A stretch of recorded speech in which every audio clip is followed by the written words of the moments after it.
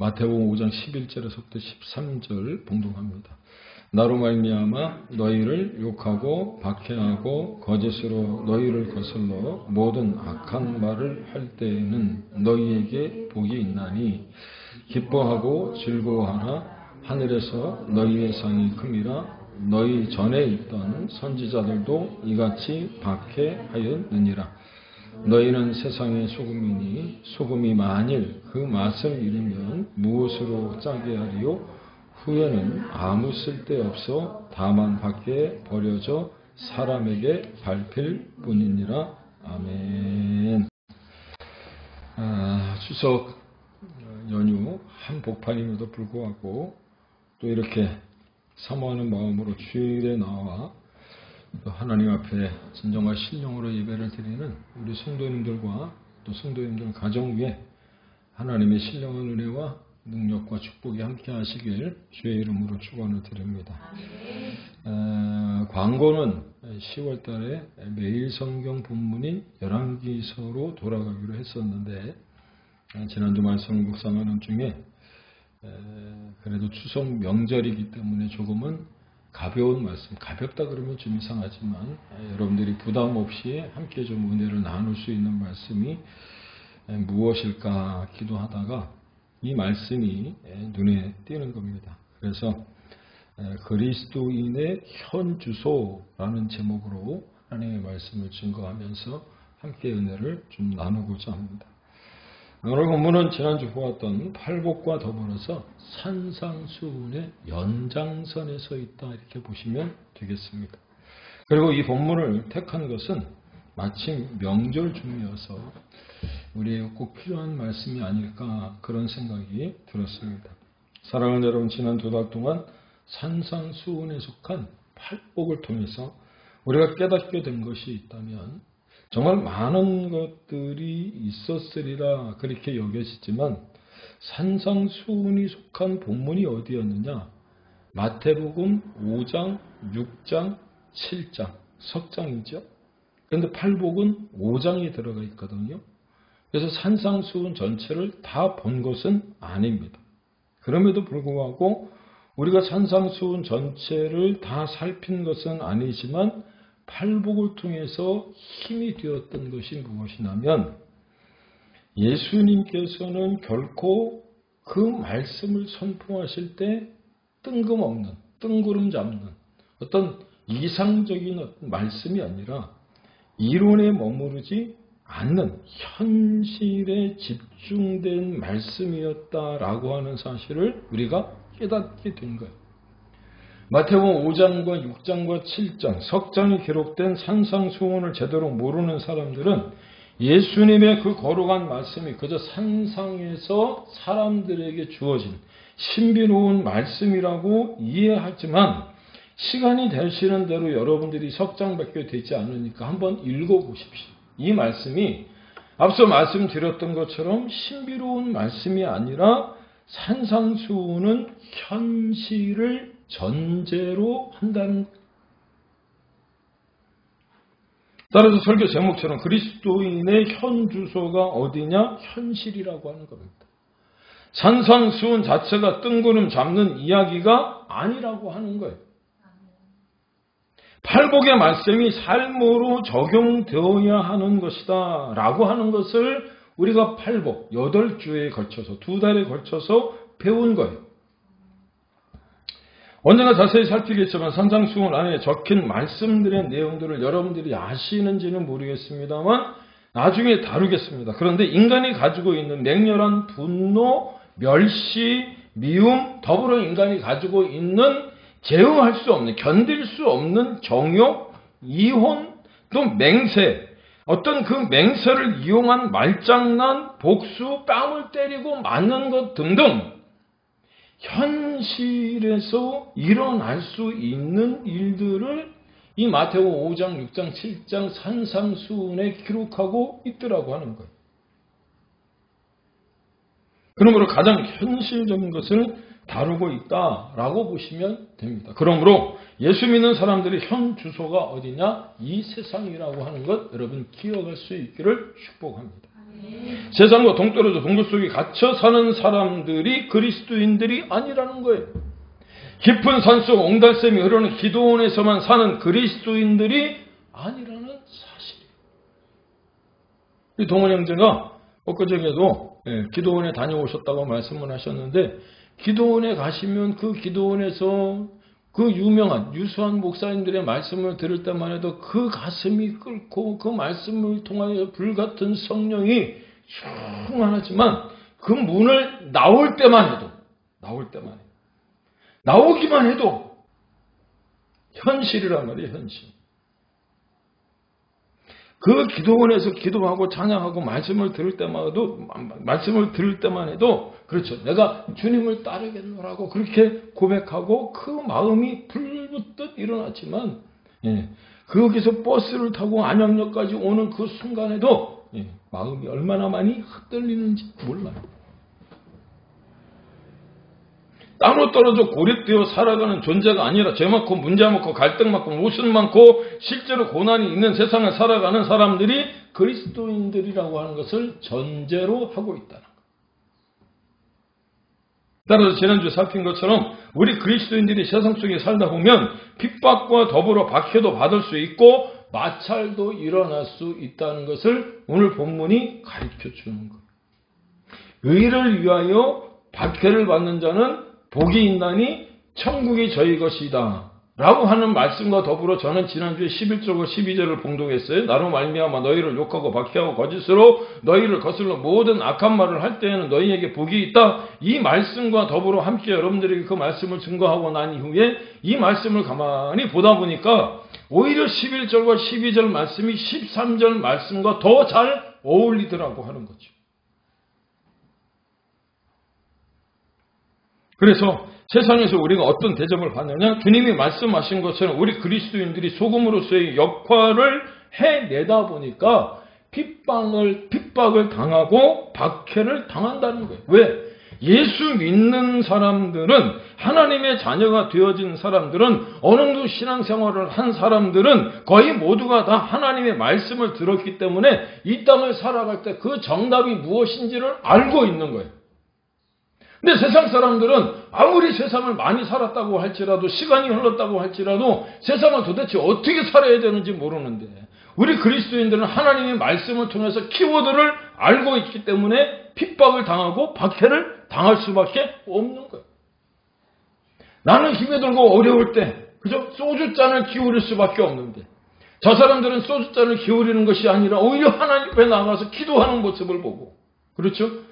박해를 당하고 핍박을 당함에도 불구하고 그 믿음과 신앙을 지키겠노라고 하나님 앞에 나아가는 모습을 보니까 더 못살게 굴 수밖에 없더라고 하는 거죠. 그래서 11절 말씀과 12절 말씀이 13절 말씀과 어울려지는 거예요. 이것이나요?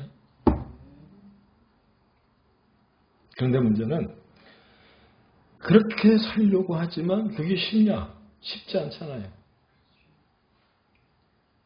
달라스 윌라드라고 하는 아주 유명한 신학자가 쓴 하나님의 모략이라고 하는 책이 있습니다. 이 신학생이면 누구나 다 읽어야 되고 목사님들은 수시로 다시 이렇게 리바이벌 해야 되는 책 가운데 하나인데, 그 하나님의 모략이라고 하는 책에 보면 이런 내용이 나와요.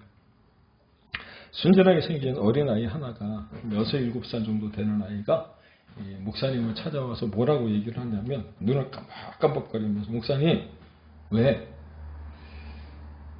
거짓말은 하나님이 싫어하시는데 곤란할 때는 정말 도움이 되던데요. 한 6, 7살 먹은 아이가, 천진난만하게 생긴 아이가 목사님한테 그렇게 얘기를 하는 거예요. 거짓말을 해보니까 정말 곤란할 때 하나님이 싫어하시는 건 알지만 그게 자기에게 힘이 되더라고요. 그래서 그 목사님 깜짝 놀랐대. 왜? 야, 저렇게 천진난만한 아이도 거짓말을 할 때가 있구나, 그런 생각을 한 거죠. 거짓말을 하나님이 싫어한다는 건 어린아이도 안다는 겁니다. 하지만 그 어린아이도 곤란할 때는 갈등 속에서 하게 되는 그 거짓말이 자신에게 힘이 된다라고 하는 것을 아는 거예요. 그런데 생각해 보면 실제로 인생에서 그렇지 않지 않습니까? 거짓말이 나쁘다는 건 알아요. 그런데 그럼에도 불구하고 그 거짓말이 나에게 힘이 되는 것처럼 느껴지는 그런 순간을 맞이할 때가 있다는 것. 거짓말이 하나님이 기쁨이 되지 못한다는 것은 알고 있지만 당장 죄보다 달콤한 것이 없기 때문에 죄보다 설득력이 있어 보이는 것이 1도 안 보이는 상황이 되어져 버리는 거예요. 그래서 그게 거짓말을 하게 되는 거죠.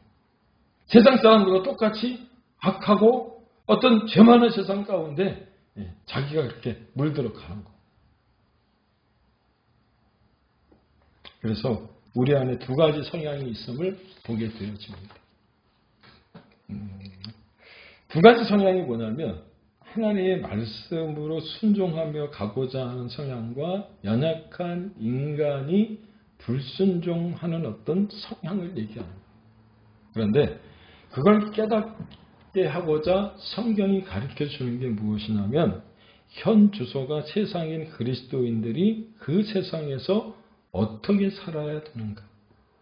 그렇게 거짓말이라고 하는 게, 죄라고 하는 것이 자기에게 힘이 되어지는 것이라는 사실을 우리가 이렇게 자꾸 인식하게 되어질 때 어떻게 살아야 될 것인가를 말해주고 있다는 거죠. 그 내용이 무엇이냐면 이 땅에서 우리 그리스도인들이 그렇게 살아간다고 할지라도 천상의 가치를 가지고 살아야 되고 이 땅을 살아가면서도 계속해서 하나님의 말씀으로 공급을 받아야 된다라고 하는 것을 가르쳐줍니다. 그런데 오늘 본문을 살펴보면 깜짝 놀랄 일이 있습니다. 그게 무엇이냐면 이미 우리가 다 아는 이야기인데 우리가 세상의 소금이라고 주님은 우리에게 말씀하신다. 우리 그리스도인들의 현 주소가 세상인데 그 그리스도인들이 세상 속의 포지션, 그 위치가 무엇이냐면 너희는 소금이니 소금이다 라고 말씀해주고 있는 거죠. 무슨 말이냐면 이제까지 우리가 알고 있었던 것과는 달리 우리는 소금이 되어야 하는 줄로 알았잖아요. 그런데 주님은 뭐라고 말씀하시냐면 너희는 이미 소금이라고 말씀하신다는 거죠. 우리는 항상 어떻게 하면 소금이 될까를 걱정했잖아요. 그런데 우리 주님은 그런 우리를 보고 너희는 세상의 소금이야. 소금이야. 이미 소금이라고 말씀하시는 겁니다. 따라서 이 시간 우리 그리스도인들이 세상 속에 살지만 소금으로서 변하지 않고 정체성을 바르게 하며 전혀 다른 가치로 살아가면서 세상과 다르다는 것을 보여줄 수 있는 비결이 무엇이냐면 첫 번째, 부뚜막에 있는 소금도 집어넣어야 제맛이다 라고 하는 말이 있듯이 우리가 세상 속으로 스며들어가야 한다는 겁니다. 왜? 소금이기 때문에. 소금이 되어야, 소금이 돼서 들어가는 게 아니라 이미 하나님은, 주님은 우리에게 소금이라 말씀하셨잖아요. 그러니 소금인 우리가 부뚜막에 소금도 그 집어넣어야 맛을 내는 것처럼 세상 속으로 스며 들어가야 한다는 거죠. 따라서 소금 덩어리로 결정체로 그대로 남아 있어서는 안 된다는 거예요. 루세 아내처럼 소금 기둥으로 남아 있어서는 결코 그 역할을 감당해낼 수가 없다는 거죠. 물론 아직은 우리가 우리 자신을 바라보면 연약해 보여요. 우리가 바라보는 것뿐만 아니라 많은 사람들이 나 그렇게 이야기를 합니다. 그리스도인들부터가 문제가 있다고. 그러다 보니 세상 속으로 녹아 들어가는 것이 위축되어질 수밖에 없죠. 내가 내 자신을 바라봐도 너무나도 연약하잖아요. 그게 사실 아닙니까? 그런데 그 문제가 어디서 발생이 되느냐면 우리가 너무 완벽해지려 하기 때문이라는 착각. 그렇습니다. 우리는 그 모든 것을 다 이루어낸 대단한 존재가 아니에요. 사랑하는 여러분, 바닷물의 농도, 소금의 농도가 얼마나 된다고 그랬죠? 3.5%밖에 되지 않는데요. 3.5%. 다 아는 사실 아닙니까? 따라서 우리가 주 안에서 완전히 다 뒤집혀지고 변화가 되어서 세상에 들어가는 것이 아니라 부족하고 연약한 모습 그대로 하나님께 쓰임 받는다는 것을 기억할 수 있었으면 좋겠어요. 우리가 완전히 뒤집어지고 변화가 되어져서 세상 속으로 들어가는 건 여러분 착각이란 말이에요. 착각. 우리는 세상 가운데 들어가 날마다 실패하고 쓰러질 수 있습니다. 그런데 이상하게도 믿음을 지키려고 애쓰고 신앙을 사수하려고 수고할 때마다 하나님이 우리를 붙들어 주시고 성령으로 충만케 하셔서 나도 모르게 이기게 하시더라는 거예요. 경험하셨죠? 경험하신 줄로 믿습니다. 나는 보잘것없는데, 나는 연약한데, 나는 아무것도 할 수 없을 것 같은데 내가 소금의 역할을 감당하고 있으니 변화되는 거예요. 작은 시험에도 응답하시는 주님을 만나게 하시고 그로 인하여 용기를 얻어서 주의 일을 감당하다 보니까 나는 별로 한 게 없는 것 같은데 내 주변이 변화되고 세상을 변화시키는 하나님의 능력의 통로로 쓰임받고 파이프가 되는 줄로 믿습니다. 완벽해져서 뭔가 다 이루고 난 다음 하나님의 일을 한다. 여러분 이건 있을 수 없어요.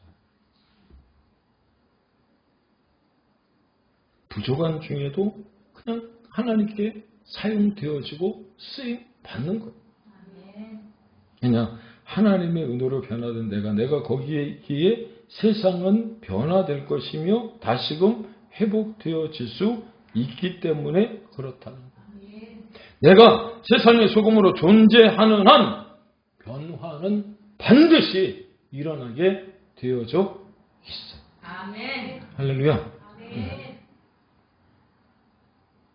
내가 세상의 소금으로 존재하는 한 변화는 반드시 일어나고요. 대안이 없는 세상에 내가 들어가니까 문제가 해결된다라고 하는 것 기억할 수 있으면 좋겠어요. 아멘. 두 번째로 조금은 다른 시각으로 이 말씀을 접근해 볼 필요가 있는데 주님이 너희는 세상의 소금이라 라고 하시는 말씀 그렇게 말씀하신 이유가 어떠냐면 우리가 이미 다 아는 것처럼 밋밋한 설렁탕에 소금을 치니까 그 맛이 살아나는 것처럼 맛을 강화시키는 것뿐만 아니라 구간에 들어간 소금은 소금으로서의 변함이 없어야 되고 변하지 않아야 된다는 것. 밋밋한 설렁탕에 소금이 들어가니 짠맛이 나잖아요. 그 맛이 살아나잖아요. 소금의 역할을 감당한 거죠. 그렇다고 소금이 없어진 겁니까? 아니요. 소금은 그대로 있는 거잖아요. 변함이 없는 거예요.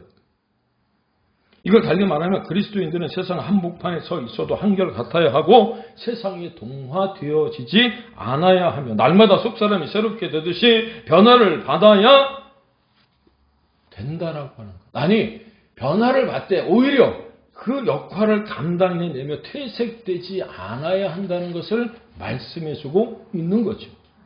이게 오늘 핵심입니다. 특별히 레위기에 나오는 제사에 대하여 깊이 연구한 사람들은 소금에 대한 이야기가 나오면 곧바로 이해하시는 부분이 있는데 소금이 뭐하고 연결이 되느냐 하면 제사하고 연결이 돼요.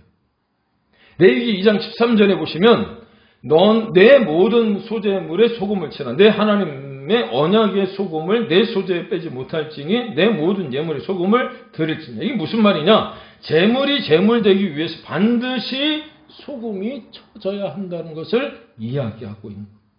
왜? 소금이 쳐져야 변질되지 않기 때문에. 그래서 레위기 2장 13절에 소금이라는 단어에 한 단어가 더 포함이 되어지고 덧붙여졌는데 그게 무엇이냐면 언약이라고 하는 단어이고요. 그래서 소금 언약이라고 이 얘기를 해요. 물에 들어가도 국에 들어가도 세상 속에 섞여 있어도 변함없이 소금은 소금의 역할을 한다는 거죠. 오늘 본문으로 돌아가서 11절 말씀처럼 나로 말미암아 너희를 욕하고 박해하고 거짓으로 너희를 거슬러 모든 악한 말을 하는 순간이 온다고 할지라도 변함이 없는 그런 모습으로 서 있어야 한다는 거예요. 믿습니까? 그러므로 오늘 이 말씀을 듣는 우리 모두가 이렇게 고백할 수 있었으면 좋겠습니다. 나는 변함없이 하나님을 섬기겠습니다. 아멘. 흔들리지 않겠습니다. 아멘. 뒤돌아서지 않겠습니다. 이걸 하나님 앞에 우리가 고백해야 되는 줄로 믿습니다. 핍박이 있고 박해가 있다고 할지라도 하나님과 함께 언약을 맺었다면 변함이 없어야 됩니다. 아멘. 아내하고 결혼을 하고 난 다음에 모든 남자들이 다 반지를 끼지 않습니까? 반지를 끼고 계신 분도 있고 안 끼고 계시는 분들도 있어요. 어느 목사님이 저한테 한번 물어봤어요. 목사님은 그 반지를 계속해서 거기에 끼고 계시는데 그 끼는 이유가 무엇입니까? 반지를 왜 끼고 있는 거죠? 보기 좋으라고 끼고 있는 건가요? 별로 이렇게 비싼 것도 아닌데 누구 뭐 자랑하려고 끼고 있는 건가요? 그 목사님은 저한테 물어. 목사님은 늘 반지를 이렇게 끼고 계시는 것 같아요. 그 목사님 반지 왜 안 끼요? 끼는 게 좀 불편해서. 제가 말했어요. 뭐라고 말을 드렸냐면 반지를 끼는 건 아내에 대한 성실함이야. 그 다음부터 그 목사님이 반지를 찾아서 끼고 다녀요. 네. 결혼에 대한 어떤 신성한 약속이고 신실함이고 아내에 대한 또 남편에 대한 성실함이 제가 생각하는 건 그래요. 반지가 비싸던 싸던 늘 끼고 다니는 거. 하나님과 우리가 약속한 것 소금 언약으로 변치 말자고 하나님과 우리가 그렇게 언약을 했다면 여러분 변함이 없어야 되는 거죠. 그게 하나님과의 성실성. 세상 흔들리고 사람들은 변하여도 나는 주를 섬기리 여러분 동의할 수 있기를 주의 이름으로 축복합니다. 그렇다면 우리가 변함없이 흔들리지 않고 뒤돌아서지 않는 세 번째가 무엇이냐면 누가복음 9장 23절에 보시면 이런 말씀이 기록되어져 있습니다. 나를 따라오려거든 자기를 부인하고 날마다 제 십자가를 지고 나를 따를 것이니라. 이 말씀을 보시면 세 가지 조건이 있어요. 첫 번째 자기를 부인하는 것이고 두 번째 날마다 제 십자가를 지는 것뿐만 아니라 세 번째 주님을 따르는 거죠. 교회에도 마찬가지라고 생각이 되었습니다. 무엇을 위해 여러분들은 봉사하고 무엇을 위해 섬기는 것입니까? 내가 드러나려고 하는 게 아니잖아. 내가 드러나려고 하면 속상하고 성질내고 짜증나는 사람들이 있어요. 그래서는 소금이 아니라 어떤 분은 정말 열심히 봉사하고 잘 섬겼음에도 불구하고 많은 물질로 교회의 어떤 일들을 감당했음에도 불구하고 입으로 다 까먹는 사람들이 있어요. 자기가 드러나지 않고. 어떤 분들은 그런 분들이 있다면 교회 떠날 때 내가 한 11조 다 돌려달라고. 도대체 누구한테 헌금을 한 거죠? 내가 한 헌금 다 돌려달라고. 그런 걸 보고 성경이 우리에게 뭐라고 말씀하시는지 아십니까? 맛을 잃으면 무엇으로 짜게 하냐고. 맛을 잃은 소금은 그저 땅에 던져져 밟힐 뿐이다 라고 그렇게 말씀하고 있는 것. 그러니까 이미 소금인 너희는 소금으로 변함없이 주를 위해 충성하는 모습이 있어야 한다고 가르쳐주는 것. 믿습니까? 누가 알아주든 알아주지 않던 식당에 가면 테이블 위에 항상 놓여있는 게 뭐예요? 소금이에요. 누가 알아주든 알아주지 않든 내가 필요로 할 때 그 소금이 거기에 놓여있다는 것을 알기 때문에 그 국이나 뭐 반찬이 밍밍하면 소금 어딨지? 라고 찾아요. 그때 소금이 나 여기 있습니다. 그리고 이렇게 테이블 두들기나요? 아니잖아요. 늘 거기에 있어요. 우리 그리스도인들이 마찬가지라는 거예요. 우리 성도님들이 마찬가지라는 거예요. 늘 그 자리에 계시는 거예요. 내가 소금이라고 이야기하지 않고 드러내지 않더라도 필요할 때 그 소금을 사용하는 것처럼 그 소금이 그 자리에 늘 있기 때문에 우리가 안심하는 것처럼 그럼 우리는 우리의 자리를 그냥 그대로 지키는 거죠. 그게 변함이 없는 거예요. 에스더에 나오는 말씀처럼 죽으면 죽으리라 믿음이 있고 다니엘과 그 세 친구가 바벨론을 향하여 그리 아니하실지라도 라고 외친 그 신앙이 있다면 주님은 우리에게 말씀하시는 거예요. 변하겠느냐? 변하지 않는다는 거. 문제는 그런 게 없어서 문제인 거죠. 그래서 하나 여쭤보겠습니다. 이미 주님이 결론을 내리셨지만 어떤 사람이 소금일까? 너희는 세상의 소금이니 라고 하실 때 너희는 누구를 가리키느냐?